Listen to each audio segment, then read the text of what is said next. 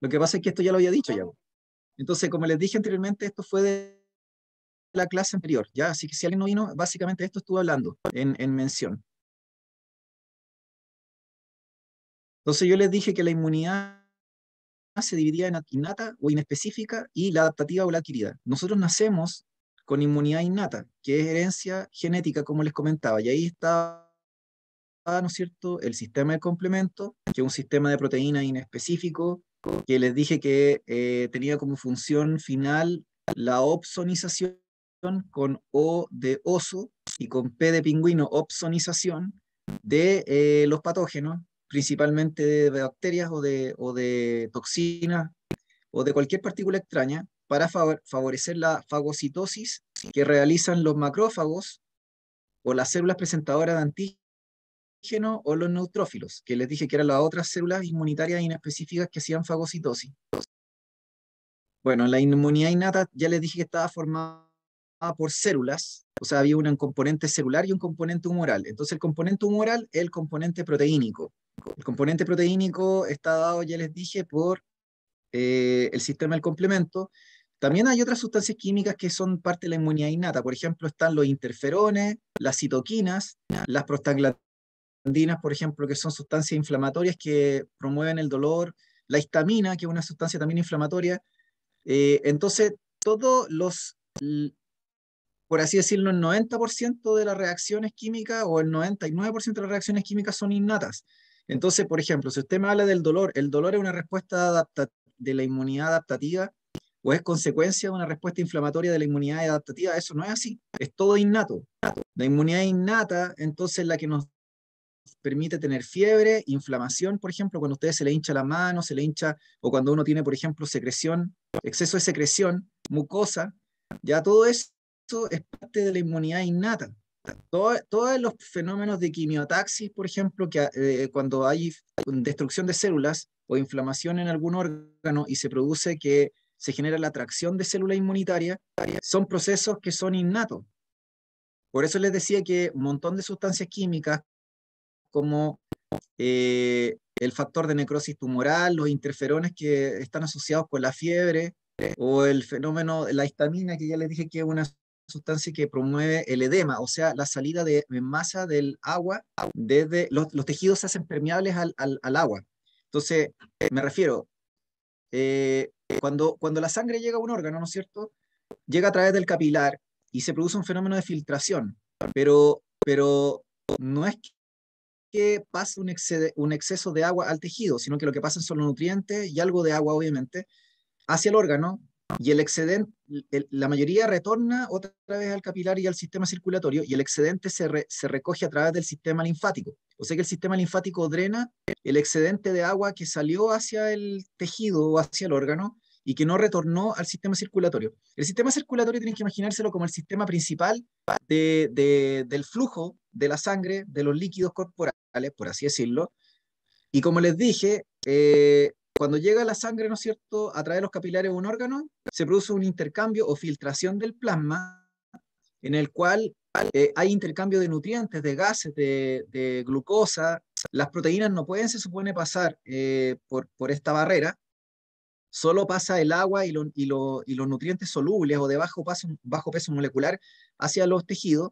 Los tejidos como que liberan o entregan desechos a la sangre, dióxido de carbono, entregan los desechos nitrogenados desde el metabolismo. Entonces, lo que quiero decir en el fondo es que hay un pequeño excedente de agua que queda en el tejido que luego se recoge o se drena por el sistema linfático, que es el sistema que conforma parte del sistema inmune también. Pero cuando hay una inflamación en un tejido, de adrede aumenta el flujo desde el capilar, desde el sistema circulatorio hacia el órgano. Por lo tanto, la hinchazón que nosotros vemos cuando tenemos un golpe, una infección o lo que ustedes quieran, es consecuencia natural de un proceso inflamatorio donde aumenta el flujo de agua. A eso se le llama edema, sin H, con E. Edema, E-D-E-M-A. Entonces, el edema típicamente es causado por la histamina, po. Y la histamina es con H. Ustedes toman antihistamínicos cuando tienen un proceso, por ejemplo, de tipo alérgico, para evitar la excesiva, ¿no es cierto?, hinchazón de los tejidos respiratorios y todo el tema que se provoca cuando uno tiene una alergia respiratoria muy intensa o una crisis asmática también.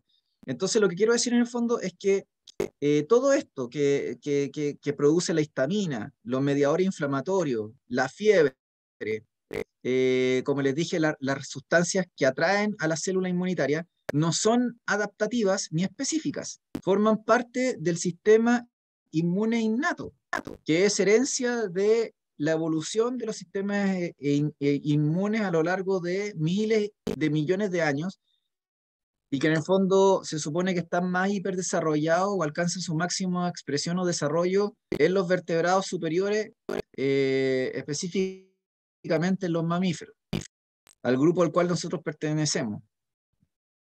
Entonces, si les preguntan qué es lo que es la fiebre, no me vayan a decir que es adaptativa pues, o específica.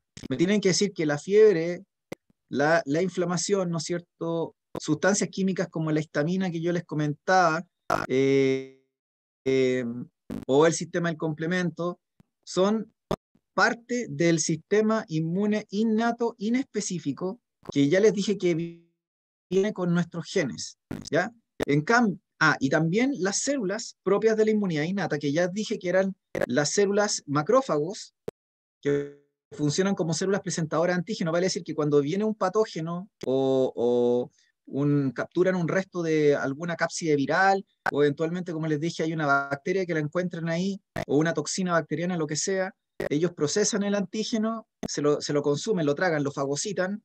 La fagocitosis, acuérdense que es un tipo de transporte en masa que ocurre es un tipo de endocitosis, o sea, la célula como que incorpora una partícula de alto peso molar o de alto peso molecular, lo incorpora, ¿no es cierto?, hacia el interior de su citoplasma, y luego, ¿no es cierto?, esa vesícula, esa como bolsita que formó, que incorporó la partícula o al antígeno o al patógeno, lo va a unir un lisosoma. El lisosoma, acuérdense que son organelos derivados del aparato de Golgi, que tienen enzimas digestivas para degradar todas las moléculas orgánicas que se encuentran en la naturaleza. Entonces la idea es desarmar lo que sea que se haya tragado, ¿no es cierto?, la célula macrofágica. Entonces el macrófago es un ejemplo de célula innata, pero también tenemos, ya les dije, los neutrófilos, los eosinófilos y los basófilos, que también se nombran como granulocitos. Así se le llama a ese grupo de células, granulocitos. Los eosinófilos les dije que mataban parásitos, los basófilos se asociaban a respuestas alérgicas y los neutrófilos se asociaban es como la barrera defensiva contra bacterias.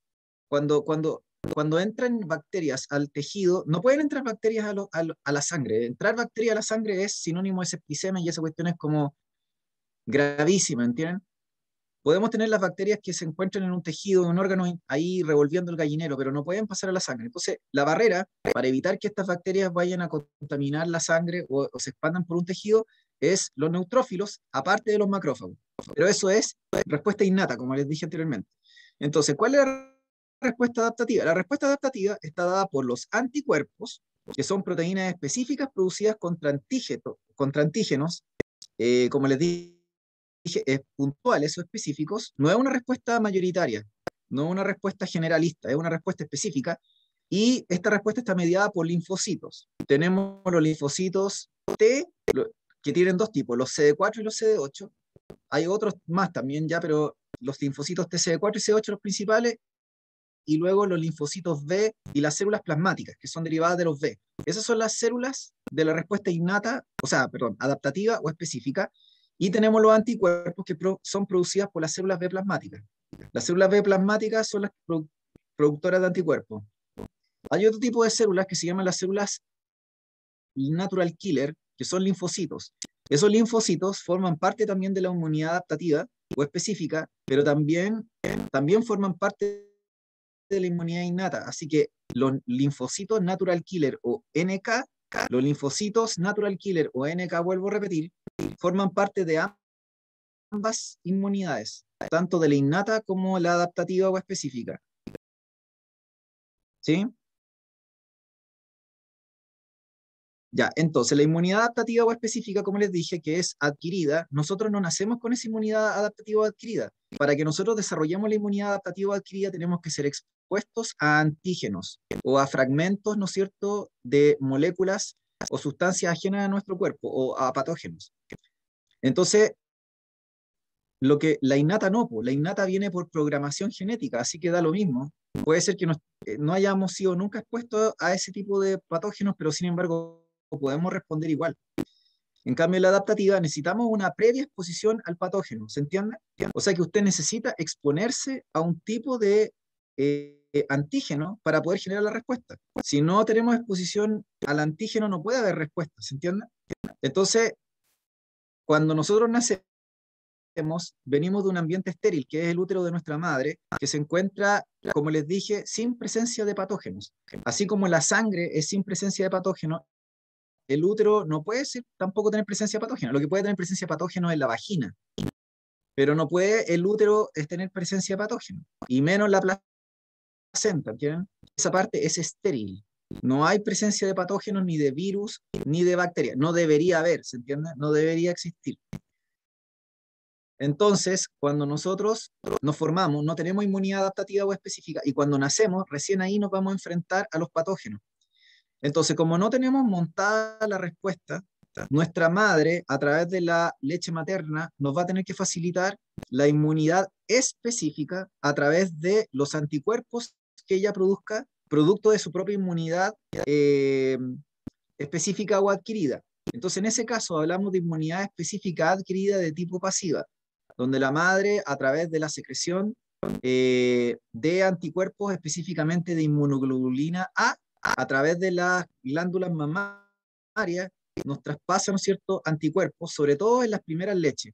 La primera leche o calostro tiene una altísima concentración de anticuerpos, y esa concentración de anticuerpos es muy importante, como les dije, las primeras semanas de lactancia y obviamente los primeros meses, ¿ya? Lo que pasa es que después la concentración comienza a decrecer, ¿ya? Pero así todo, es súper importante la lactancia porque otorga anticuerpos, como les dije, al bebé, al recién nacido.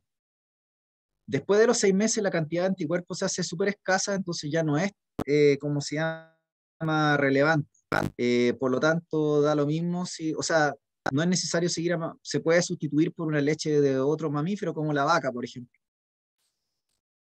Dijimos que otra forma de administrar anticuerpos de manera pasiva, ¿no es cierto? Y que permita también generar inmunidad adaptativa sería a través de anticuerpos administrados por otro organismo. Por ejemplo, yo les contaba que cuando hubo una epidemia de ébola, ustedes saben que la mortalidad del ébola es mucho más alta.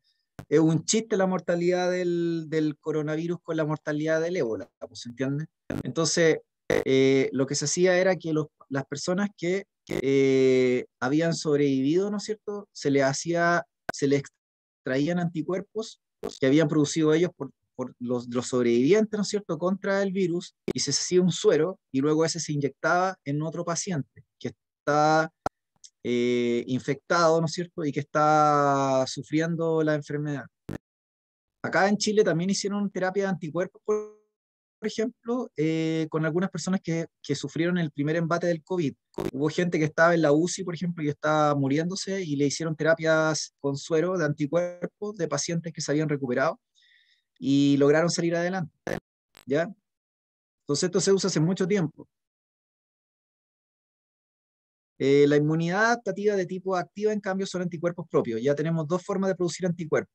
Por exposición natural a los agentes infecciosos, usted desarrolla su propia respuesta inmune, pero esta respuesta dura su tiempo, no se genera de un día para otro.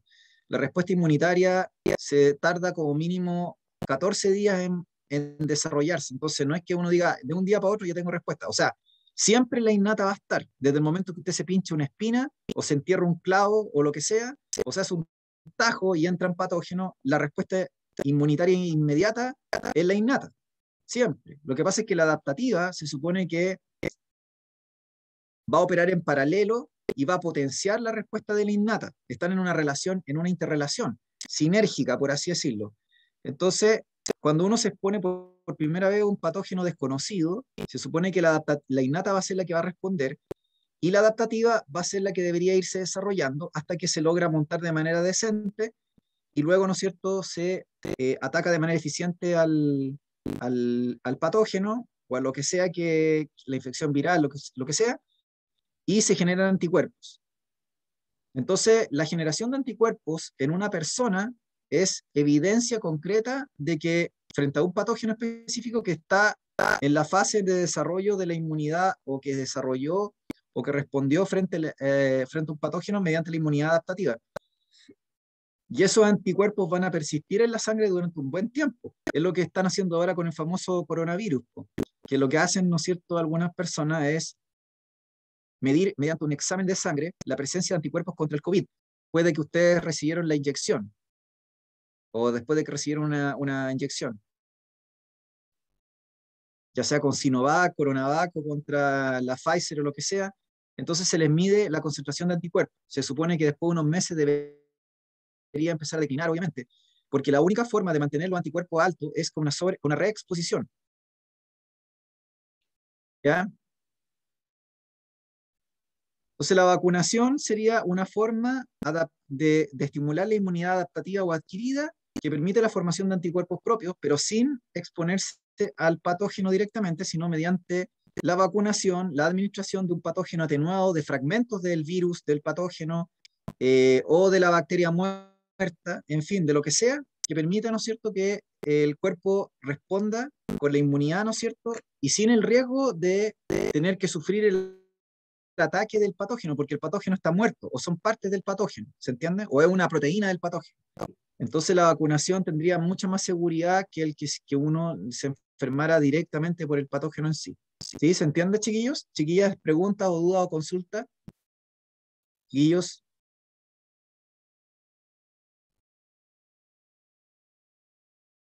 Todo bien, profe.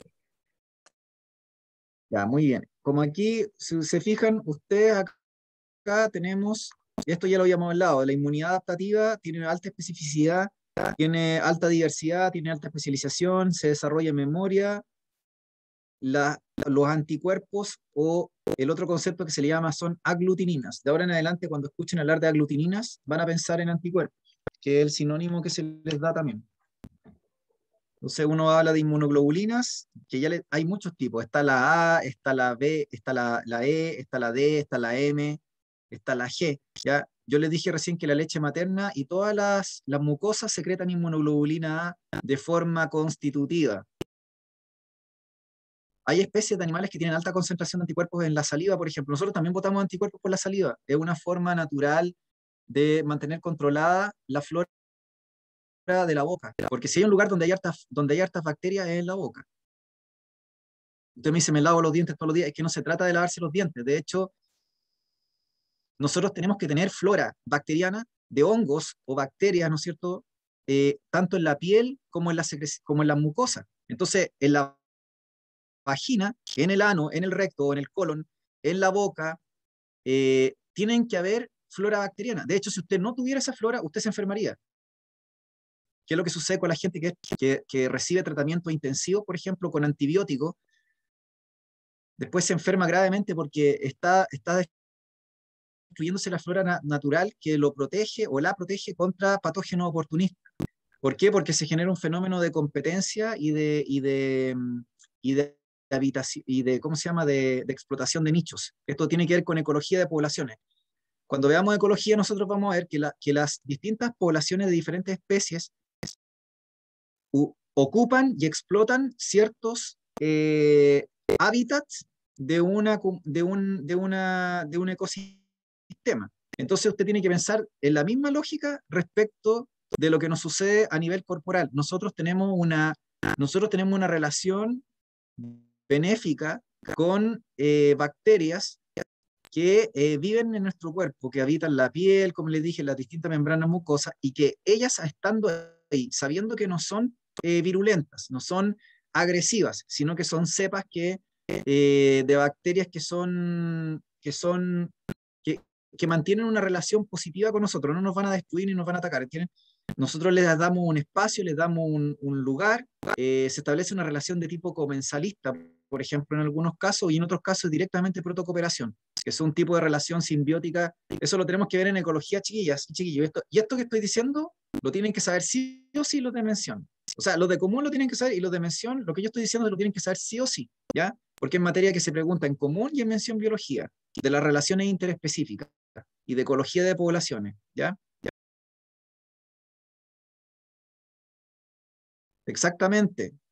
De hecho, nosotros tenemos demasiadas bacterias y la mordedura del ser humano es súper peligrosa. De hecho, yo no sé si ustedes saben que el guardaespaldas de Jorge Alessandri en la década del 50 murió por una mordedura de un mendigo.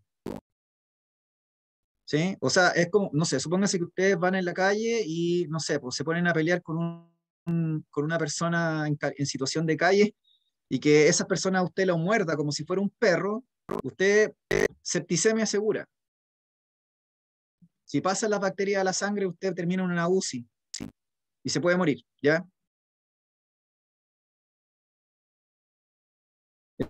El guardaespaldas de Jorge Alessandri, que fue un presidente que estuvo en la década del 50, lo pueden buscar si quieren en... Esto es historia, chiquillos. Murió porque el presidente salía a pasear, ¿no es cierto?, en la Alameda y se encontró con un mendigo y cuando el mendigo quiso, ¿no es cierto?, hablar con el presidente, como lo haría cualquier persona, el guardaespaldas lo echó y el mendigo le mordió la mano. Y se la mordió con tal fuerza que obviamente le enterró los dientes y pasaron sus bacterias de su flora a la sangre de este guardaespaldas, obviamente, y el tipo se murió. Terminó en el hospital y después se murió. Sí, pues, ustedes cuando ven las noticias piensan en el dragón de Komodo. El dragón de Komodo, por ejemplo, mata a sus presas así. Muerde, ¿no es cierto?, a un animal, a una presa, y luego la septicemia hace su parte. Porque el dragón de Komodo tiene, creo que 100.000 veces más concentración de bacterias que nosotros en la boca. Pero un ser humano también es un dragón de Komodo, en cierta forma. Así que no necesitan ser el Walking Dead o los zombies como las películas de zombies que tanto les gusta a algunos, los juegos de zombies y no sé, po, Apocalipsis Z y Guerra Z o lo que sea, porque al final también nosotros podríamos, por una mordida lo suficientemente fuerte que toque una arteria importante, podemos inducir septicemia en otro ser humano. ¿Sí? La septicemia causa, ya les dije, es gravísimo. No pueden pasar bacterias en nuestra sangre. Si llegan a pasar bacterias en nuestra sangre, estamos bloqueados. Profe, ¿Ya? pero en sí la mordedura del humano igual da como, por ejemplo, no sé, igual es tonto lo que voy a decir, pero por ejemplo en Walking Dead, no sé si era ficción o no, pero da, por ejemplo, para morder el cuello y llegar a cortar una arteria, o sea, llegar a arrancarla con los dientes. Es que claro, yo creo que depende de la persona. Pues si usted, yo creo que probablemente este mendigo que atacó al guardaespaldas de Jorge Alessandri, de este presidente, debe haber tenido alguna esquizofrenia, debe haber tenido un ataque psicótico, y cuando una persona está bajo un ataque psicótico, si usted me dice, ¿puede morder la carótida a una persona? Claro que sí, pues. Yo no sé si usted sabe cuál es la fuerza que puede tener una persona que está bajo un ataque psicótico, o una persona que tiene una alta dosis de adrenalina en la sangre. Así que no me extrañaría. O sea, a veces la realidad supera la ficción, ¿entienden? Igual pudo haber estado enfermo otra persona, ¿no? Inmunodeprimido, algo así. Porque no creo que cualquiera le Claro, pase. claro, por supuesto. Quizá a lo mejor estaba con un proceso particular y a lo mejor también estamos hablando de la década del 50, quizá la medicina no estaba como en la actualidad. Obviamente existían penicilina y existían antibióticos, pero no los de cuarta generación o los de quinta que tenemos hoy en día, y no estaban los tratamientos. Así que claro, estaba todo eso agregado. Quizás es que lo que pasa es que yo no sé si usted sabe, yo no sé cuánta gente termina mordida en la actualidad por otra persona. Además que la mordida tiene que ser con suficientemente fuerza y tiene que justo, como les dije, tocar una arteria importante, porque si es una mordida que usted me dice, por ejemplo, si a mí me muerde un perro o me muerde una persona, puede ser que no me va a pasar nada probablemente, todo depende de dónde sea la mordedura, como les dije, porque si es una mordedura que queda en el músculo, ya, obviamente ahí, no sé, será completamente distinto. Entonces, claro, son muchos factores que juegan en juego. Podríamos decir que a lo mejor está, como usted bien dice, con una cierta inmunosupresión y obviamente la medicina y los antibióticos y qué sé yo.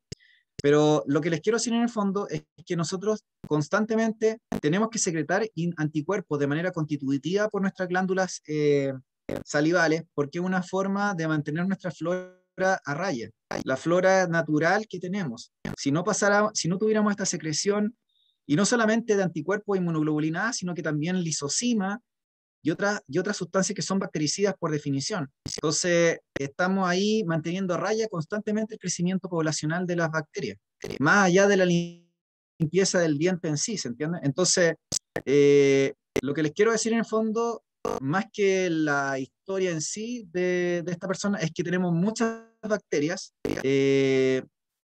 y que viven, como les dije, en zonas específicas de la encía o de los dientes, y que cumplen un rol benéfico, como les dije, para nosotros, por lo tanto tienen que estar ahí. No, no es que usted me diga, no, me las voy a sacar, o ojalá que se... Es que no, tienen que estar ahí, como les dije, porque ocurre un fenómeno de competencia que permite excluir a los patógenos virulentos o agresivos que uno podría adquirir, por ejemplo, mediante la ingesta de alimentos o por algún otro motivo.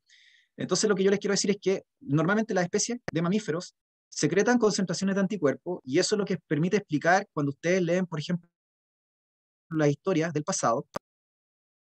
Sí, tiene harta fuerza la fuerza de la mandíbula humana. Ya eso también podrían compararlo también. Por ejemplo, ¿no es cierto? No sé si ustedes sabían que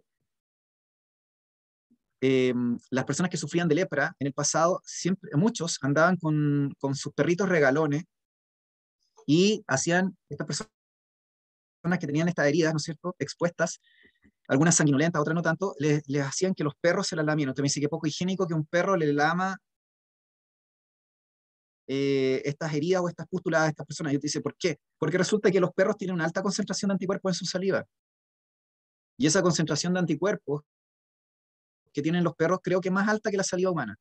¿Ya? Y obviamente depende de la especie, como les digo, chiquillos. ¿Ya? Escuché eso en Entonces, el campo igual. También escuché en los campos que cuando alguien tenía una herida la mían los perros. claro, y no solamente lo hacían porque el perro era solidario, no sé, por ejemplo, si usted tiene una herida, el perro le lava la la herida, sino porque el perro le descargaba una gran cantidad de anticuerpos, ¿ya? En la saliva. No es que le estuviera infectando la herida, sino que al contrario, se la estaba sanando.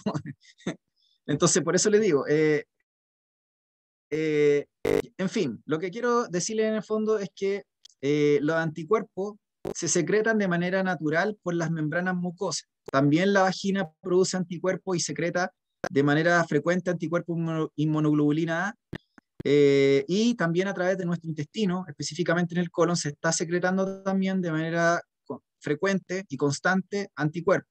¿Para qué? Para neutralizar también la flora intestinal, en este caso la flora colónica. Entonces, eso por una parte, ¿ya?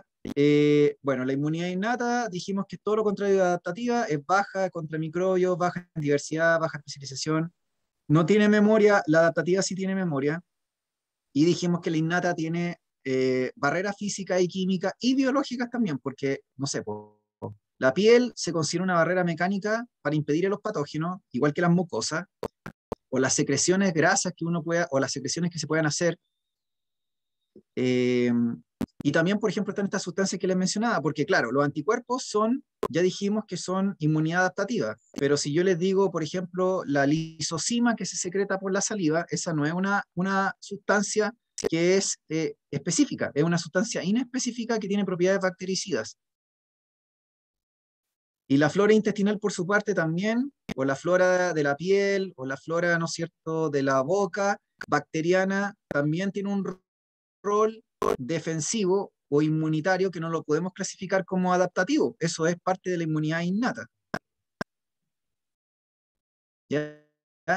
Entonces, como les dije, todas las respuestas inmunitarias que tienen que ver con barreras, con sustancias químicas que se secretan en la saliva, que se secretan por las glándulas sudoríparas o la glándula sebácea, el pH ácido del estómago, por ejemplo, el ácido clorhídrico del estómago, que tiene una función obviamente digestiva, pero que también cumple una función de barrera para los patógenos que ingresan por los alimentos. En fin, todo eso tiene un rol, pero formaría parte de la inmunidad innata, ¿se entiende?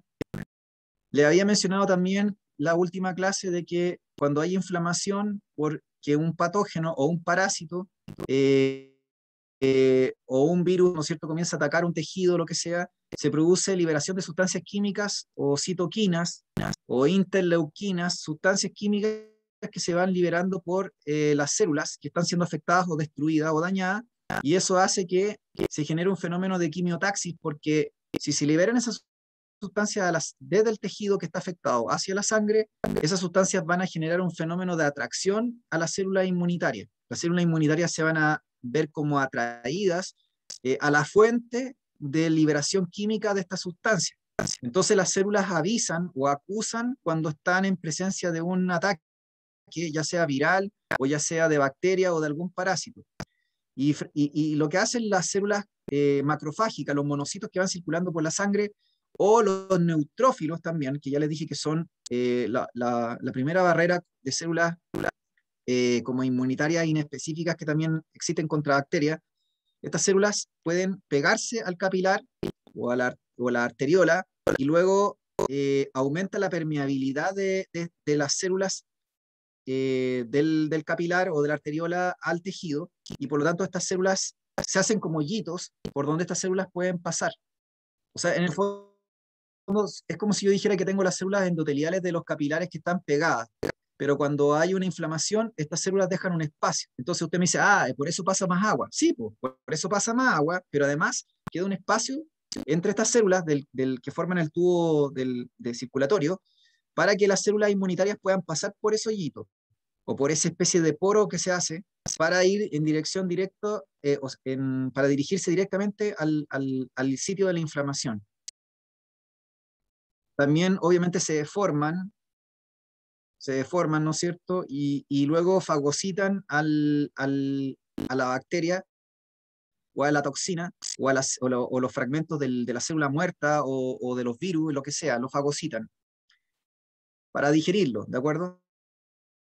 Ahora, si se trata de un gusano o de un bicho más grande, usted me dice, no lo podemos fagocitar, profe, porque es muy grande. Sí, pues si es muy grande, ¿cómo lo van a fagocitar? No se lo pueden comer. Entonces, el sistema inmune obviamente que ha desarrollado estrategias para deshacerse de estos tipos, porque estos tipos no los podemos matar tragándolos, si son más grandes. Entonces, ¿qué es lo que se hace? Lo que se hace es que se forma una especie de pared, como que se forma un domo en torno a este bicharraco. Se forma un domo, ¿entienden? O sea, miles de células lo que hacen es como rodear al bicho y tratar de dejarlo aislado del resto del tejido del órgano.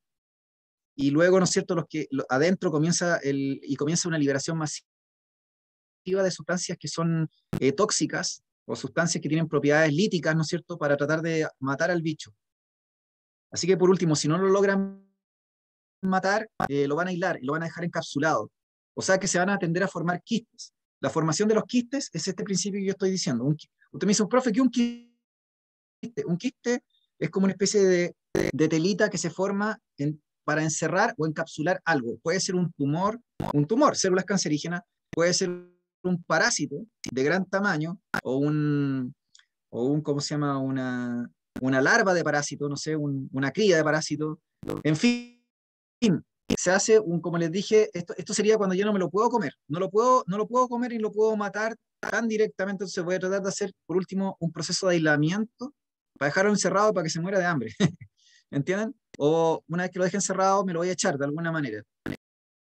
De hecho, los eosinófilos no se pueden echar a estos parásitos. Los eosinófilos lo que hacen es hacerle la vida difícil. Le matan a las crías y lo que hacen es como tratar de dañar, ¿no es cierto?, al parásito en sí. Pero de ahí a echárselo hay una gran diferencia. De hecho, hay parásitos que en general lo que hacen es, y hacen así al sistema inmune. Tienen mecanismos de evasión del sistema inmune, entonces pueden estar años parasitando a un mamífero, ¿entienden? El sistema inmune lo que hace es como tratar de joderle la pita, ¿ya? Es como decirle, ya, ¿sabes qué? No te puedo matar, no te puedo eliminar, pero te voy a hacer la vida difícil y no voy a permitir que aumente mucho tu proliferación, ¿ya? Entonces, como les dije anteriormente, tenemos inmunidad adaptativa, ¿no es cierto?, adquirida o específica, y innata. Y la inmunidad adaptativa o específica o adquirida se divide en humoral y en celular. Lo último que les pasé a ustedes en clase es que la inmunidad humoral está a cargo de anticuerpos que eran producidos por células B plasmáticas, que son células B que tienen un proceso de transformación. Y esta está a cargo, como les dije, de los linfocitos B. La producción de anticuerpos está a cargo de los linfocitos B. Y los anticuerpos son proteínas que se caracterizan por tener regiones constantes y variables. Estas regiones variables reconocen secuencias específicas de ciertos antígenos. Esos antígenos que reconocen fundamentalmente son secuencias de proteínas específicas de interés que están presentes en un patógeno, o también son azúcares especiales. Entonces, los anticuerpos son reactivos fundamentalmente a azúcares, como les dije anteriormente, y cadenas de aminoácidos o péptidos o polipéptidos. Pero no reconocen ácidos grasos, ni tampoco reconocen ácidos nucleicos. Lo que reconocen son más bien proteínas o glicoproteínas o azúcares, como les comentaba. Pero no pueden reconocer ácidos nucleicos de ninguna clase, ni tampoco grasas. Pero ya con eso es suficiente para poder hacer la respuesta. ¿Ya? Entonces, yo en la última clase les expliqué que había un proceso que tenía que ver con la inmunidad, ¿no es cierto?, humoral y la celular. La inmunidad celular está mediada por los linfocitos T. Los linfocitos T, básicamente, se pueden subdividir en dos grandes grupos. Hay varios subgrupos, ya, pero a grandes rasgos, para efectos PTU, están los CD4 o linfocitos helper. CD4 se llaman en función de un receptor que tienen, y están los citotóxicos o CD8. Entonces, esos serían las células que forman parte de la inmunidad celular. ¿Ya? La inmunidad celular por los T, TCD8 y TCD4. Ya les conté que los natural killers son linfocitos que actúan tanto en la inmunidad en específica como en la adaptativa. De hecho, yo diría que el precursor de los linfocitos T y B son los natural killers, evolutivamente hablando. Los linfocitos de memoria son derivados de los T como de los B. O sea que los TCD8, que son los citotóxicos, pueden dar origen a T de memoria, que duran años, y los CD4, perdón, los B, quiero decir, los linfocitos B también pueden dar origen a linfocitos B de memoria que también duran años, que son los que ya les dije se transformaban en células plasmáticas productoras de anticuerpos.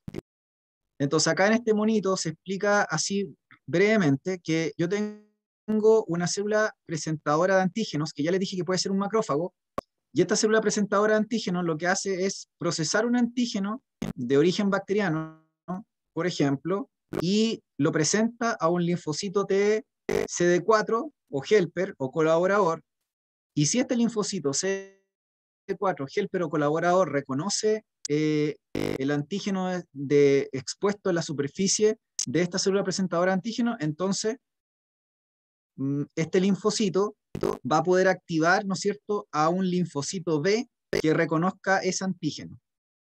Ya vuelvo a repetir. La célula presentadora de antígenos, que le dije que es un macrófago, que está ubicado en un lugar de alguna parte del cuerpo, ¿ya?, o en un ganglio linfático, en fin, lo que hace es capturar, ¿no es cierto?, antígenos de interés o directamente fagocitar un patógeno, lo procesa y luego lo expone a través de una proteína específica que se llama el complejo de histocompatibilidad mayor tipo 2. Ya, aquí hay que decir lo siguiente, chiquillos. Todas las células de nuestro cuerpo tienen como una especie de identificador que se llama la proteína, el complejo de histocompatibilidad mayor tipo 1 o AMHC tipo 1. El complejo de histocompatibilidad mayor tipo 1 se encuentra en todas las células del cuerpo excepto los glóbulos rojos. Ya, pero todas las células del cuerpo, sean inmunitarias o no, sean células de la sangre, células del endotelio, células hepáticas, me da lo mismo, neurona, lo que sea, todas tienen el complejo de histocompatibilidad mayor tipo 1, que es una proteína que expone antígenos en la superficie y que sirve como de alarma al sistema inmune en caso de que cualquier célula sea infectada o atacada por virus. Cuando una célula es atacada por virus, lo que hace es la célula inteligentemente es autodenunciarse. Y se autodenuncia mediante la presentación, mediante esta proteína, de un antígeno. Por ejemplo, propio de la cápside del virus, en fin, lo que ustedes quieran. Una enzima, no sé, un fragmento de la enzima del virus. La cosa es que expone ese fragmento, ¿no es cierto?, a la superficie y con eso se autodenuncia, se autoacusa, ¿entienden? ¿Se autoacusa a quién? Se autoacusa a los linfocitos CD4 helper, que son los que andan patrullando, son como los, no sé, como un policía que anda patrullando, ¿no es cierto?, por todo el cuerpo, y anda patrullando en búsqueda de antígenos extraños, ¿no es cierto? Entonces, como les dije anteriormente, cuando yo tengo una célula que está infectada por virus a través del MHC tipo 1, se autodenuncia y luego viene el helper o colaborador. Si reconoce ese antígeno, ¿no es cierto? Obviamente va a haber una reacción y va a traer el CD8. Y el CD8, si lo reconoce, entonces ahí se va a montar la respuesta, ¿no es cierto?, para responder frente a ese virus. Ahora, respecto, como les comentaba, a lo que le estaba mostrando aquí de la respuesta frente a patógenos como las bacterias, yo no necesito el MHC tipo 1, necesito el MHC tipo 2. Entonces el MHC tipo 2 lo tiene la célula presentadora de antígenos. La célula presentadora de antígenos tiene el MHC1, pero también tiene el 2. El 2 permite exponer en la superficie de la célula presentadora de antígenos fragmentos de la bacteria o de la cápsula de la bacteria o de alguna proteína de interés de la bacteria, lo que ustedes quieran. La cosa es que es una partícula extraña que se expone en la superficie y luego, ¿no es cierto?, pasa la historia que yo les contaba. Tiene que venir el T, ¿no es cierto? Pero además tiene que venir el B, porque el T por sí solo, el T tiene la función de coordinar la respuesta inmune. Entonces, si yo tengo el T solo, no va a pasar mucho. O sea, el T tiene que activarse obligatoriamente, ¿ya? El T se activa si es que reconoce el antígeno, porque tiene una proteína, que es la CD4 que ya les conté, que se une a este MHC y justamente por su configuración logra reconocer el antígeno. Si por algún motivo no lo logra reconocer, entonces no va a haber respuesta. Pero basta con que lo reconozca un poco para que se active. Entonces usted me dice, bueno, pero ¿qué pasa si no lo reconoce? Bueno, hay toda una diversidad de linfocitos T con distintas variantes de su receptor CD4 que tienen toda la gama para reconocer los distintos tipos de antígenos que se les puedan presentar por las células presentadoras de antígenos. Así que si uno pasó y no lo reconoció, no pasa nada. Viene el siguiente y este siguiente sí lo reconoce. Entonces, si lo reconoce, como les dije, se activa, aunque sea parcialmente, se activa y comienza a liberar citoquinas o citocinas que son estimulantes, ¿no es cierto? Y si hay algún B por ahí cerca, o si no hay B cerca, los va a traer, ¿ya? La cosa es que los B igual tienen que llegar. Entonces los B llegan y se acercan a esta célula presentadora de antígeno y ven si reconocen también el antígeno. Ven si reconocen el antígeno. Si el B reconoce el antígeno, al igual como les conté con el CD4, entonces va a poder reaccionar frente a la activación del T, porque si viene un B y no lo reconoce, no pasa nada. Ese B que tiene como un receptor que no le hace, entonces no va a pasar nada, porque no reconoce el antígeno, ¿ya? Pero el T, que sí reconoce el antígeno, es el que sí va a reaccionar, y frente a la liberación de citocinas o citoquinas del T helper o colaborador CD4, este va a experimentar expansión clonal, y se van a generar dos poblaciones de células. Las células B plasmáticas, que son aquellas que van a producir un anticuerpo específico contra ese antígeno que presentó la célula presentadora de antígeno, y las células B de memoria que van a persistir después de la infección como un remanente necesario para poder responder en caso de que vuelva a aparecer el patógeno de nuevo. Entonces yo les mostré un video, creo, en la última clase, si no, se los muestro de nuevo para los que se lo olvidó.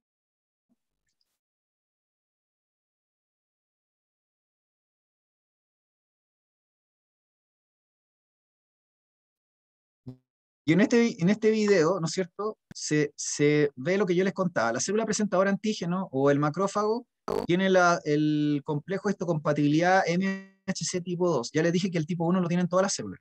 Pero este MHC tipo 2 es el que sirve específicamente para representar fragmentos de bacterias. de las cápsulas bacterianas, de las enzimas de la bacteria, en fin. Entonces, presentan a través de esta proteína al antígeno procesado y tiene que venir, como ya les dije anteriormente, un B y un T, tiene que venir el T helper colaborador CD4, a ver si reconoce, y tiene que venir un B que también sea capaz de reconocer ese antígeno, porque para respuesta humoral tenemos que tener los dos, el T y el B. Entonces viene el T helper CD4, ¿no es cierto? Y se enchufa a este receptor MHC tipo 2 y ve si reconoce el antígeno. Si reconoce el antígeno va a activarse. ¿Y qué significa que se active el T helper o colaborador? Significa que comienza, ¿no es cierto?, a producir una serie de sustancias químicas que van a potenciar la respuesta inmunitaria. Acá sale que él comienza a producir citoquinas porque también la célula presentadora de antígenos la estimuló con interleuquina. Acá sale que sufre incluso una expansión clonal el helper. El helper que reconoce el antígeno, eso sí. Bueno, como les contaba, si hay una célula B cercana, ¿no es cierto? Entonces, ¿no es cierto? Esta célula B, junto con la célula presentadora de antígeno y el T, se va a activar siempre y cuando reconozca el antígeno procesado y también va a experimentar expansión clonal la célula B y va a producir células B de memoria y células B plasmáticas productoras de anticuerpos. ¿Ya? Acá tengo una célula B que expone un antígeno a superficie a través del complejo histocompatibilidad mayor tipo 2. Por lo tanto, aquí no estamos comiendo el paso de la célula presentadora de antígeno. O sea que la B también puede servir como célula presentadora de antígeno. La célula presentadora estándar es el macrófago o los derivados, pero también dice que puede ser la B. Ya, la cosa es que la B necesita de la helper para poder hacer expansión clonal y transformarse en células B plasmáticas y células B de memoria. Las células de B de memoria, como les dije, pueden durar años y las células plasmáticas tienen vida corta porque su función es producir anticuerpos específicos contra ese antígeno y contra ese patógeno en el fondo. ¿Ya? ¿Sí? ¿Se entiende, chiquillas, chiquillos, la historia de la respuesta humoral? ¿Se entiende más o menos?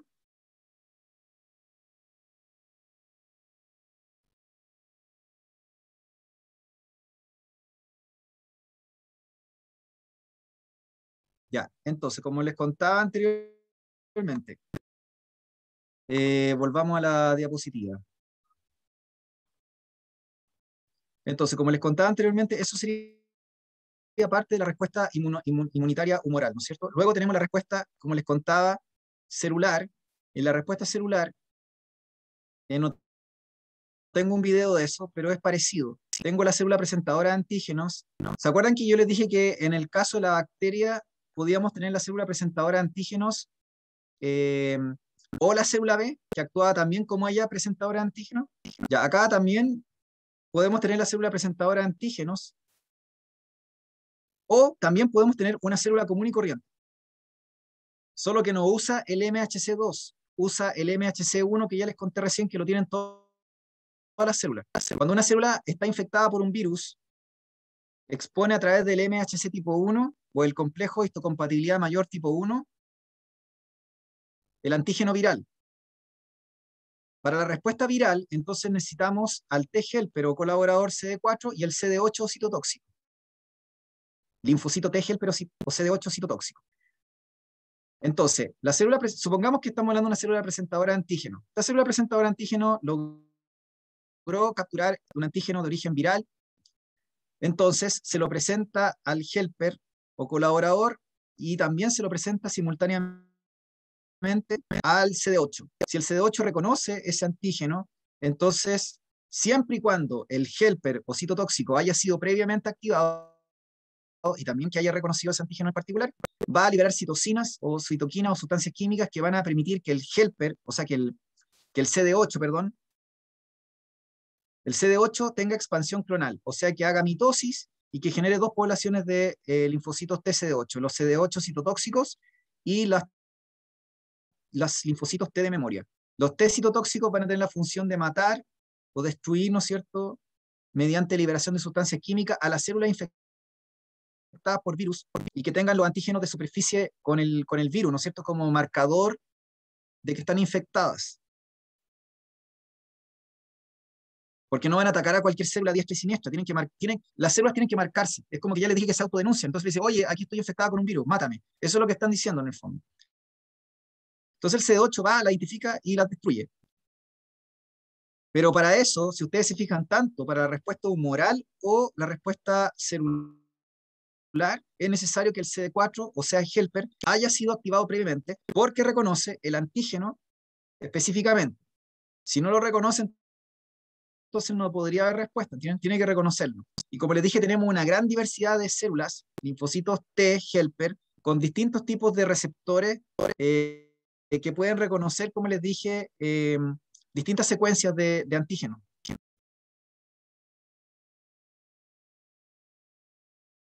Bueno, acá dice que tengo una célula infectada, se está autodenunciando con el MHC tipo 1, entonces luego el linfocito T se lo echa, el CD8. También hay otro tipo de población de linfocitos que se llaman T supresores.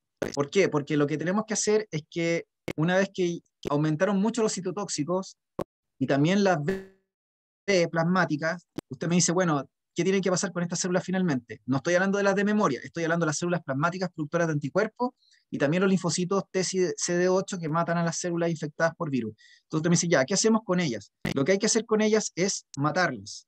O sea que el cuerpo se va a encargar de que se produzcan linfocitos T supresores que lo que van a hacer es inducir la apoptosis de estas células, o sea, les van a dar la orden o la instrucción mediante sustancias químicas a que estos linfocitos T citotóxicos CD8 sufran apoptosis o muerte celular programada. Y lo mismo pasa con las células B plasmáticas.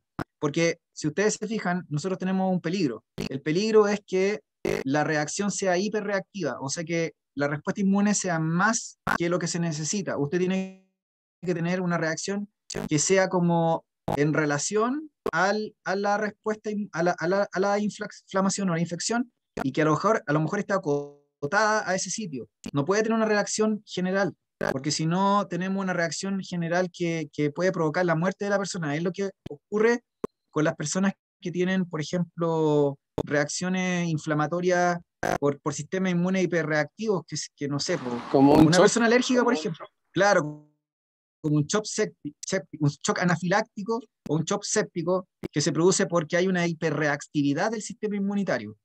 Los shock anafilácticos son los que se producen cuando hay, por ejemplo, una persona tiene una alergia específica frente a algún antígeno, no sé, y ese antígeno no es mortal, pero como la persona tiene un sistema tan hiperreactivo, si ustedes ponen a la persona a ese antígeno, la persona se puede literalmente morir. Y no por el antígeno, sino que por la hiperreactividad de su sistema inmune. Entonces esa persona hay que inmunosuprimirla para que sobreviva. Parece ridículo, pero es así. Entonces, así como hay personas con personalidad que son eh, no sé, supongamos que ansiosas o neuróticas, como usted quiera llamarla, y en cambio hay personas que son más calmadas, más compuestas o autocontroladas, lo mismo pasa con los sistemas inmunes. Hay gente que tiene sistema inmune hiperreactivo. Entonces una picazón de un bicho provoca una respuesta X, en cambio otra persona le puede provocar una mega respuesta. Bueno, acá está un poco lo que les comentaba de que la respuesta inmunitaria no es inmediata. La específica me estoy hablando, porque yo estoy hablando de la específica, la que consta de la respuesta humoral y celular, inmunitaria específica o adquirida. Entonces, si estos fueran días, el máximo de la respuesta se logra recién después de 2 semanas, y de ahí comienza la declinación de la respuesta. Entonces, no es una respuesta instantánea que es como usted se infectó con no sé, con el COVID, y entonces inmediatamente, o sea, la respuesta parte de manera relativamente rápida, pero yo estoy diciendo que el proceso que lleva a una respuesta en masa, ¿no es cierto?, de suficiente población de linfocitos B y células plasmáticas o linfocitos TCD8, toma su tiempo, no ocurre de una hora a la siguiente. Lo que está operando desde el principio, cuando ustedes se infectan de cualquier cuestión, es la respuesta inmunitaria innata o inespecífica. Por lo tanto, la fase efectora sería la máxima respuesta, ¿no es cierto?, inmunitaria específica o adquirida, y luego viene la fase de declinación, donde básicamente lo que va a ocurrir es que empiezan a operar los T supresores para inducir la muerte o apoptosis de los CD8 o de las células B plasmáticas que se produjeron en esta respuesta. Solamente nos vamos a quedar con las células B de memoria y las T de memoria CD8. Sí, no hay problema. Si tienen que irse, váyanse nomás. Yo estoy aquí como explicando, ¿ya? Entonces, chiquillos, quiero terminar con unos conceptos aquí y les voy a mostrar algunas preguntas PTU. Hay unos conceptos muy importantes que hay que manejar para efectos de la prueba, que son el tema de lo que se entiende como tolerancia inmunológica y el concepto que se conoce también como memoria inmunológica. Bueno, eso ya lo dijimos en cierta forma. Entonces acá tenemos que decir que todos los linfocitos, cada linfocito tiene un receptor específico. Y, ¿no es Profe, una cierto?, cuando hay consulta. una interacción... Dígame. Sí, escucho, Pero escucho. esta tolerancia se puede perder con el tiempo, o sea, en el contexto que estamos nosotros, por ejemplo, estar encerrados mucho tiempo, perdemos esta tolerancia y de nuevo tenemos que volver o como dice usted, tiene una memoria que influye, porque es típico que uno está mucho tiempo encerrado, claro, vuelve al transporte público, al metro y te enfermas más rápido o nada que ver, o hay memoria. Entiendo su pregunta, Maro, pero no hay que... O sea, le voy a precisar el concepto. La tolerancia inmunológica no hay que confundirla con la memoria. La tolerancia inmunológica se refiere al proceso que nosotros desarrollamos o que generamos en nuestro desarrollo temprano, es decir, cuando estábamos dentro del vientre de la madre, donde nosotros vamos a eliminar todos aquellos linfocitos que sean capaces de reconocer, ya sea B o T, que sean capaces de reconocer proteínas, secuencias o azúcares que formen parte de usted mismo y por ende de su propio genoma, o que estén codificados por su propio ADN. O sea que el fenómeno de tolerancia inmunológica significa que solo nos vamos a quedar con aquellos linfocitos, helper, colaboradores, ¿no es cierto?, CD8 y B, que tengan receptores capaces de reconocer todo lo ajeno, pero no lo propio, porque si reconocen lo propio, entonces podríamos generar una respuesta autoinmune. Entonces, cuando usted tiene una persona que tiene una enfermedad autoinmune, que hay tantas enfermedades autoinmunes que se producen, es porque ocurrió un fallo en el proceso de tolerancia inmunológica que hizo que algún linfocito tuviera un receptor que reconociera una proteína o una secuencia propia de nosotros, y por algún motivo ese linfocito se inactivó en el tiempo y después, muchos años después, cuando uno es un adulto, se vuelve a expresar. Pero el fenómeno de tolerancia inmunológica, vuelvo a repetir, es la eliminación de todos aquellos linfocitos que reconocen moléculas propias. Eso se llama tolerancia inmunológica. Y lo que usted me estaba preguntando tiene que ver con la memoria. La memoria sería que, por ejemplo, si usted se va a una isla remota y usted está 20 años en esa isla sin contacto humano y luego vuelve a la civilización, obviamente lo más probable es que usted haya perdido toda la memoria inmunológica en tanto tiempo. En todo caso, es imposible que usted pierda toda la memoria porque el solo hecho de estar en contacto con antígenos de superficie del ambiente, del polen, de las plantas, de lo que usted come, de los animales o mascotas que usted tiene, es como que haría difícil que usted perdiera toda la tolerancia. De hecho, no se va a perder, en realidad estoy exagerando. Pero me refiero a que hay una parte de esa memoria que se puede perder. Entonces, claro, usted me dice, profesor, ¿cuántas veces me puede dar varicela? Usted le puede dar varicela más de una vez en la vida, dependiendo si usted se aísla de la exposición del antígeno por lo menos más de 10 años.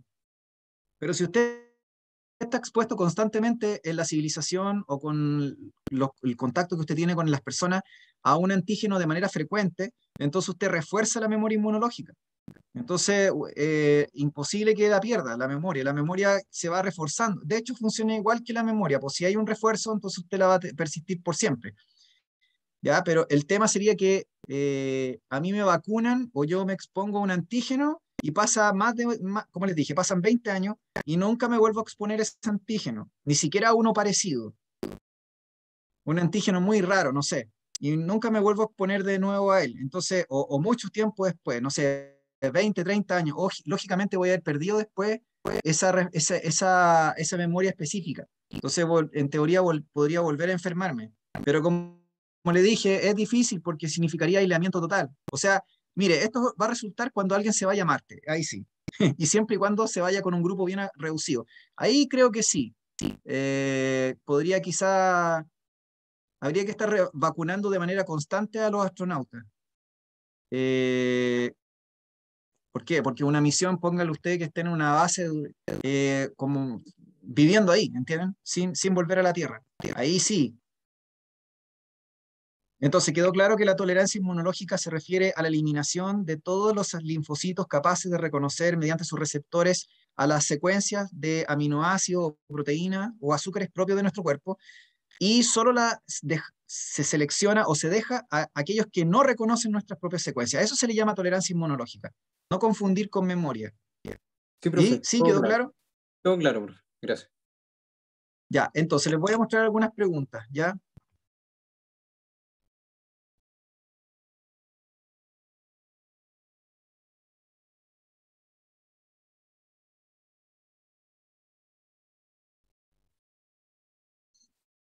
Ya, esta pregunta es de una PSU de admisión 2019, pero igual nos sirve. Fíjense de aquí, dice, ¿cuál de las siguientes componentes del sistema inmunológico está especializado en la eliminación de células tumorales? Entonces, yo les dije recién, le hablé de las células plasmáticas, que son linfocitos B, le hablé de los linfocitos B de memoria, le hablé del CD8, que era contra virus, célula infectada con virus, le hablé del helper, que no tiene una función de matar a algo, sino que coordina la respuesta inmunitaria.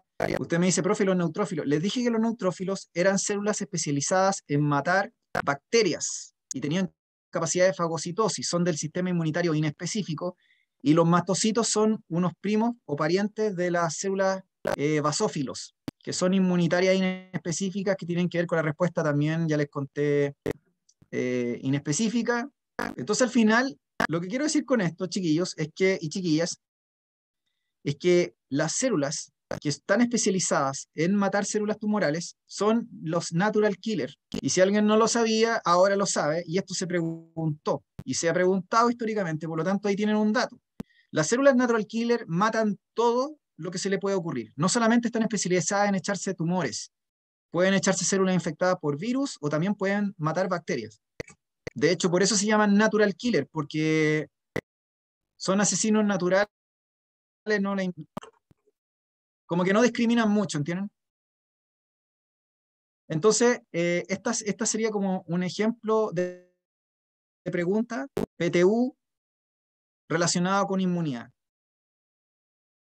Si ustedes quieren, podríamos hacer una variación de esta pregunta. Por ejemplo, les podría, aquí en vez de haber dicho cuál está especializada o mata células tumorales, quizás les podría haber puesto cuál de las siguientes células se encarga de la producción de anticuerpos, por ejemplo. Ahí me tendrían que haber marcado células plasmáticas, ¿sí? Después les podría haber puesto, no sé, pues, cuál de las siguientes células está encargada de la respuesta contra células infectadas con virus. Células infectadas con virus.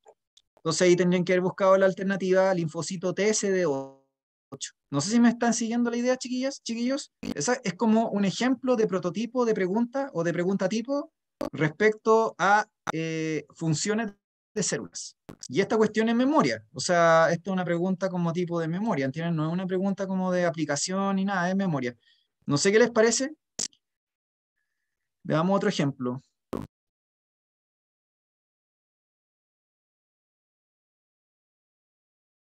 A ver. Eh,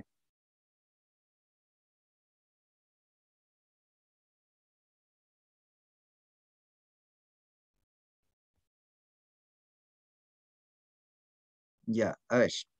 Por ejemplo, acá tenemos una pregunta con un gráfico. Ya, quizás yo diría que ustedes deberían salir más bien de este tipo de preguntas, por así decirlo, porque son preguntas de análisis, síntesis y evaluación o que involucran habilidades de pensamiento científico. Entonces, inmunidad tiene una gran oportunidad para preguntar como esta materia de esta manera, digamos. Entonces aquí dice que tengo un gráfico con la concentración de anticuerpos de dos pacientes infectados con el mismo virus a su llegada al hospital. Tengo un paciente 1 y tengo un paciente 2. Y acá dice días de la infección y acá dice concentración de anticuerpo antiviral. A ver, lo primero, yo les pregunto a ustedes, chiquillos, ¿qué me podrían decir ustedes respecto del paciente 1 y del paciente 2? Sin meterme en el detalle de leer la alternativa, qué sé yo. ¿Qué es lo que les dicen a ustedes esta respuesta? Tengo un paciente 1 que tiene una concentración de anticuerpo alto, Es quizás más tiene una grave la variación. infección, o sea, es mayor la infección del paciente 1 que el paciente 2, ¿o no? Si tengo más anticuerpos. eh, ya, es lo que usted me está diciendo sería como lo que podríamos pensar como por sentido común, pero el funcionamiento del sistema inmune tiene otra lógica, que justamente tiene la lógica que yo le conté a Mar a usted de la memoria inmunológica. Tiene la historia de la memoria inmunológica. ¿A qué me refiero con esto? Me refiero a que si usted se ha expuesto previamente a un antígeno, ya sea viral o de una bacteria o lo que sea, usted va a tener la respuesta innata, obviamente, pero una vez que usted monte la respuesta específica o adquirida, usted va a quedar con una carga de anticuerpos que va a ser importante y que se supone que por lo menos va a tener que estar con usted entre 6 meses a un año, como típico, por lo menos pasando por el episodio más crítico de lo que sea la infección o el comportamiento poblacional de un virus, no sé, estacional, estoy pensando. Eh, Porque incluso el COVID tiene un comportamiento estacional, po, ¿ya? O al menos vamos a atender a eso, o anual, o lo que ustedes quieran. ¿Ya? El punto es que se supone que usted va a tener esa respuesta anticuerpo y cuando vuelva nuevamente a ser reinfectado, usted ya no va a partir de cero. A eso voy yo, porque usted va a tener células de memoria. Yo le conté que las células de memoria se pierden si usted pasa más de 20 años sin reexposición, pero eso ya les dije que es prácticamente imposible. Habría que mandarnos a Marte para que pasara eso. Es muy difícil que pase eso. Entonces, si usted vive en sociedad, aunque usted esté encerrado en la casa y salga solamente a comprar el pan, ya el hecho de manipular objetos, de tener un contacto en que sea un indirecto con seres humanos, nos va a reexponer a patógenos o antígenos que a lo mejor con el cual tuvimos una infección previa. Entonces, exacto, exacto. Muy bien. Entonces me están escribiendo por interno. Entonces, el paciente 1 tiene memoria inmunológica, por lo tanto el paciente 1 sabemos que se infectó previamente y respondió frente a ese antígeno, generando, ¿no es cierto?, una respuesta inmunológica específica o adquirida y manteniendo una concentración elevada de anticuerpos. Como ya le dije, esa respuesta elevada de anticuerpos no es que dure 20 años. De hecho, como le dije, esto es temporal. Después de la infección, 6 meses, un año o, no sé, un tiempo así aproximadamente, van a estar presentes los anticuerpos en la sangre y de ahí van a empezar a declinar, porque se supone que no estamos respondiéndonos nuevamente al antígeno. Ahora, si usted se vuelve a responder al antígeno, va a mantener alta la respuesta viral. Es el principio de las dosis de refuerzo de la vacuna del COVID, pues chiquillos. O esa es la lógica que se está buscando. La lógica que se está buscando es que usted, con una dosis de refuerzo, mantiene la concentración o la carga de anticuerpos alta. ¿Me siguen o no?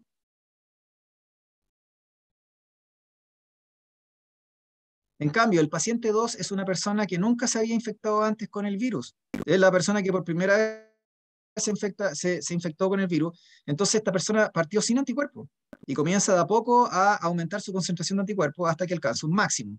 No sé si me siguen.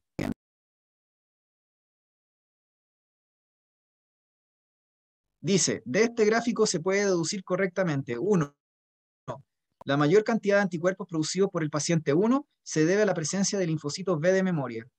¿Qué les parece esa respuesta? Bueno, de hecho aquí me lo habían dicho por interno. 2, el paciente 1 ha estado anteriormente expuesto a los antígenos del virus. 3, el paciente 2 está más protegido contra la infección viral. ¿Cuál creen ustedes que sería aquí una respuesta correcta?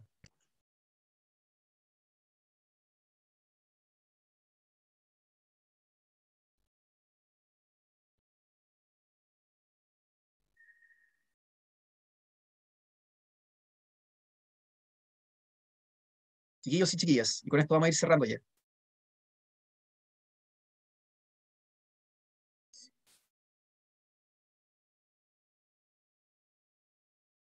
Chiquillos, esto lo pueden aplicar ustedes con el COVID.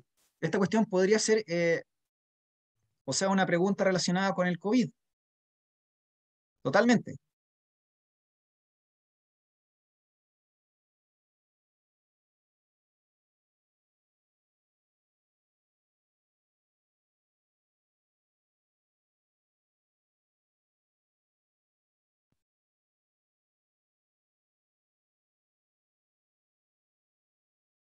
Ya, aquí todos me están diciendo la C. ¿Hay alguien que piense que otra cosa?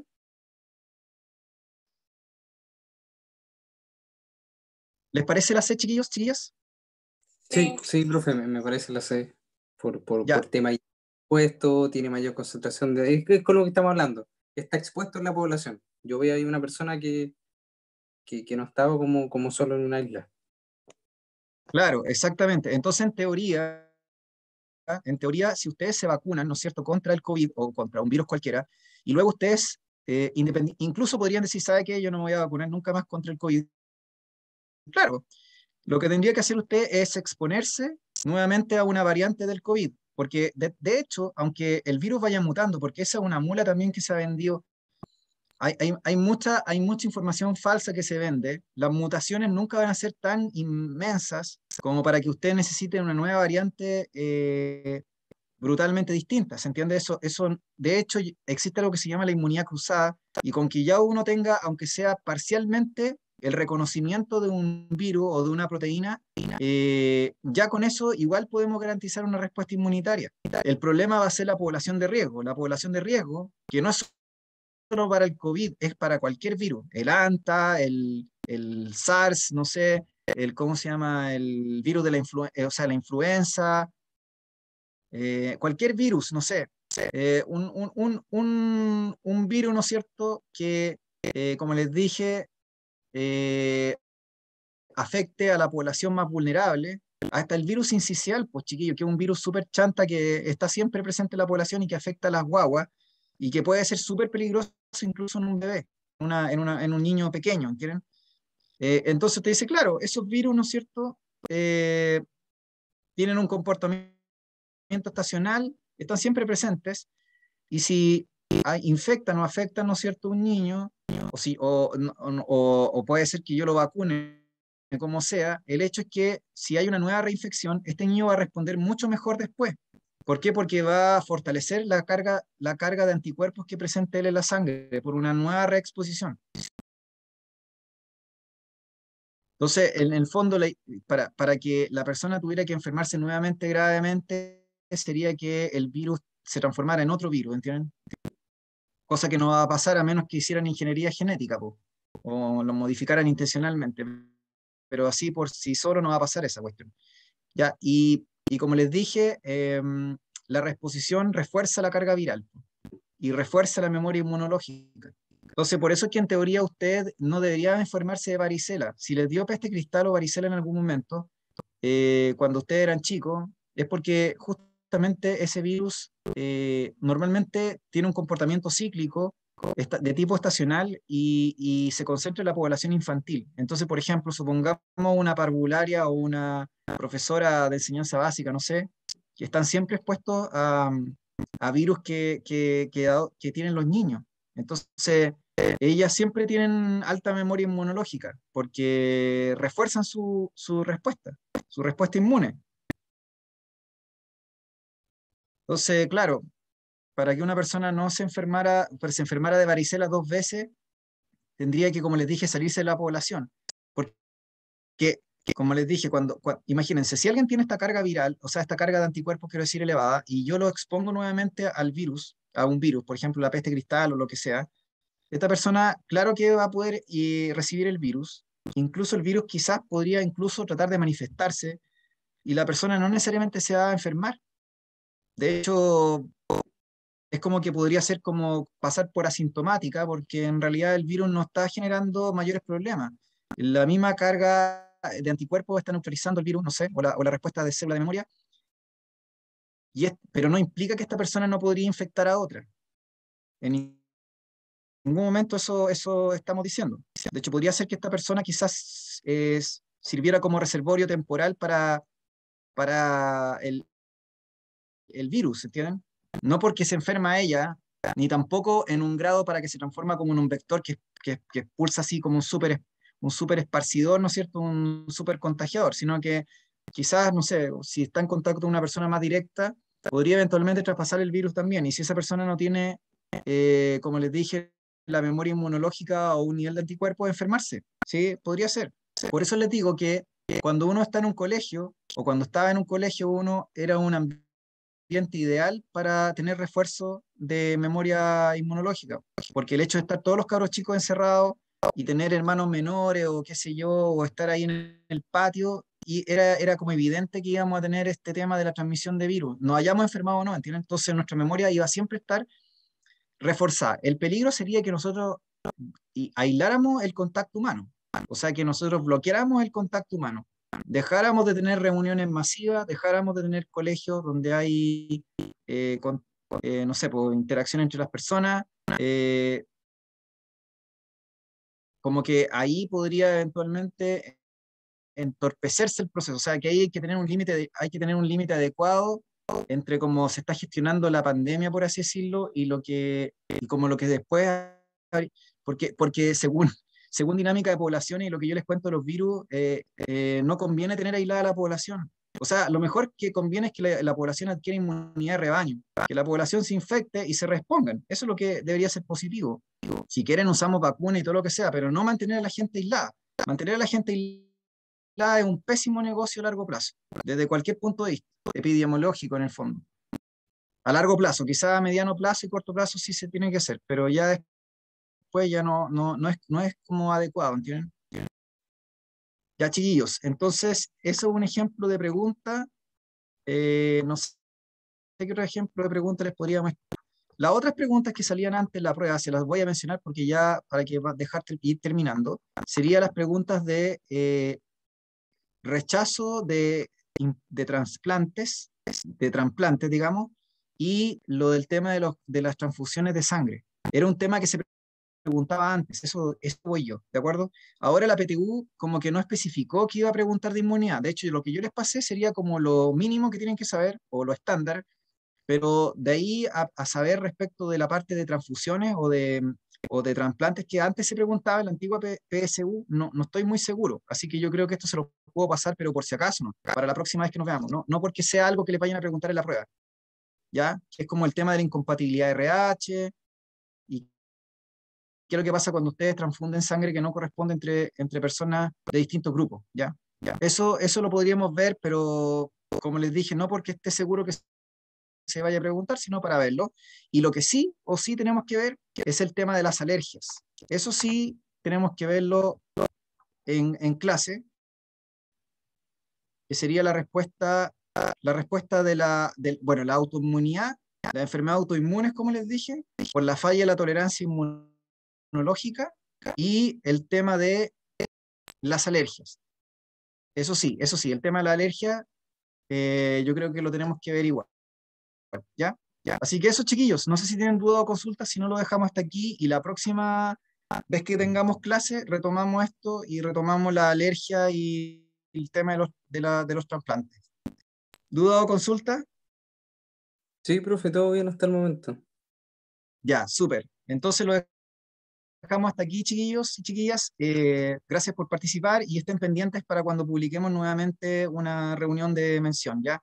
Yo creo que terminando esto de inmunidad, ya no nos queda ningún tema que ver, pues, porque ya los vimos todos, así que ahí habría que agendar quizás otro encuentro ya para octubre, donde a lo mejor podamos hacer una especie de repaso de lo que hemos visto de evolución, por los que fueron que partieron más antes conmigo, sistema nervioso y básicamente esto de inmunidad, ¿ya? Y con eso estamos listos. Ya no hay de qué. Gracias a ustedes y ya saben, pueden invitar a todos los que quieran porque es una instancia que creo que les podría servir a varios. Así que si tienen gente que creen que puede estar interesada, estén en Pre1, invítelo. Yo no tengo ningún problema, ¿ya? Así que eso, chiquillos. Un abrazo, que estén bien y nos vemos. Chao, chao. Cuídense. Sí, Chao, profe. agreguen el Cuídate, número. muchas gracias. Sí, que ahí me envíe el Agreguen el número. número. Ahí Amaro es el que. Sí, sí, envíen el número si quiere y ahí Amaro coordina. Ahí se lo mandó. Ya Amaro es el que coordina con todo el tema de los grupos y qué sé yo, ¿ya? Ya, chao, chao, chiquillos. Nos vemos, chao, Chao, chao. muchas profe, gracias. ahí estamos Chao, que esté conversando bien, para hasta hacer luego. alguna reunión Chao. más De adelante. Profe. todas Eh, maneras, la profe quería hacer una reunión de inglés, creo que para hablar inglés, para manipular eso, entonces nosotros le dijimos que sí. Pero si hacemos sí, algo pues, de la ansiedad, igual la invitamos, ella también quería participar. Bueno, ahí estamos conversando sí, en el grupo cualquier cosa, profe. sí, pues, ahí, Amaro, de todas maneras vamos a hacer otra reunión, ¿ya? Pero ahí ustedes me tienen que ir proponiendo para que me digan, profe, ¿sabe que queremos hacer un nuevo taller de algún tema, de estrés o lo que sea, o para ir preparando? Y organizamos eso. Y obviamente la profe feliz si participa yo, así que no hay problema más. Ya, ahí hablamos por el WhatsApp, ¿ya? Chao, chao, nos Chao, vemos. profe, Chao, gracias, que esté bien. Hasta luego. chao, igualmente, ánimo.